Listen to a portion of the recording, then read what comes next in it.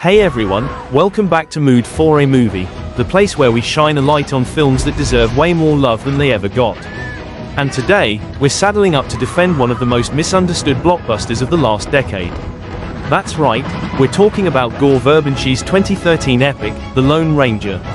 Now, when you hear The Lone Ranger, a lot of people immediately think box office bomb. Critics called it bloated, messy, even a disaster. But if you actually sit down and watch it, you realize something incredible: this isn't a failure at all. It's an ambitious, daring, weird, and genuinely spectacular piece of filmmaking. Honestly, it might just be an unknown masterpiece. Director Gore Verbinski didn't want to just make another Western. He wanted to create a myth. And in true Verbinski fashion, he went big. We're talking massive train sequences, jaw-dropping stunts, and gorgeous cinematography that feels like a modern-day Sergio Leone epic. Every frame of this film looks like a painting. Yes, the film is weird. It swings from slapstick comedy to brutal violence, to surreal, almost dreamlike moments. And that's exactly what makes it special. It's not afraid to be messy, because the West was messy. It's a tonal rollercoaster, but instead of feeling broken, it feels alive. It dares to mix spectacle with satire, tragedy with absurdity. Armie Hammer plays John Reed, the lawyer-turned-reluctant hero. And while people said he was too stiff, that's the point.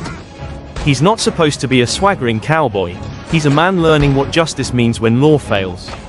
And then there's Johnny Depp as Tonto, a controversial but fascinating character, part trickster, part philosopher, part tragic figure.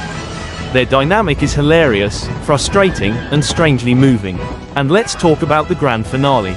The train sequence set to Rossini's William Tell Overture isn't just good, it's one of the greatest action set pieces ever put on film. It's joyful, ridiculous, perfectly choreographed chaos that builds and builds until you can't help but smile. This is pure, unfiltered cinema. Look, The Lone Ranger is far from perfect.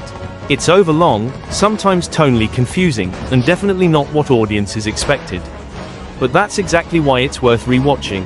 It's a film that dares to be different, to take risks, to swing for the fences. And in a Hollywood landscape full of safe, formulaic blockbusters, isn't that exactly the kind of movie we should be celebrating?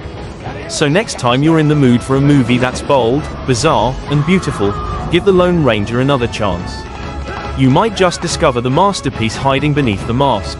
Thanks for watching Mood for a Movie.